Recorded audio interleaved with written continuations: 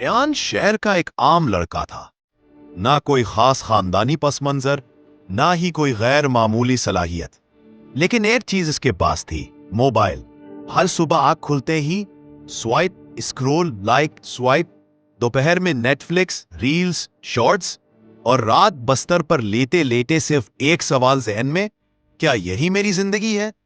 वो अपने इर्द गिर्द लोगों को देखता, कोई जिम में तब्दीली ला रहा था, कोई दुबई जा रहा था, कोई नया स्टार्टअप बना रहा था, और वो सिर्फ स्क्रीन के उस पार दूसरों की जिंदगी देख रहा था। रेयान ने कई बार खुद से वादा किया, कल से नई शुरुआत करूंगा, लेकिन कल कभी आया ही नहीं। फिर एक दिन कुछ मुख्तलिफ हुआ। इसके स्कूल के एक पुराने दोस्त ने लिंक्डइन पर पोस्ट किया, डिप्रेशन से डिजाइनर बनने तक, आज पहला क्लाइंट मिला। इंस्टाग्राम डिलीट करो, डिसिप्लिन इंस्टॉल करो।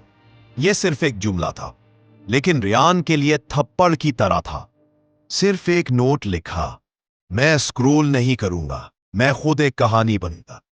अगले दिन से एक नया रेयान पैदा हुआ। सुबह 6 बजे उठता, 15 मिनट मुराकबा, 30 मिनट डायरी लिखता, एक ऑनलाइन कोर्स, ग्राफिक डिजाइन। दोपहर को 1 घंटा फ्रीलांसिंग प्लेटफॉर्म्स पर वक्त। रात को अपनी रोज की तरक्की नोट करना। शुरू में मुश्किल हुई।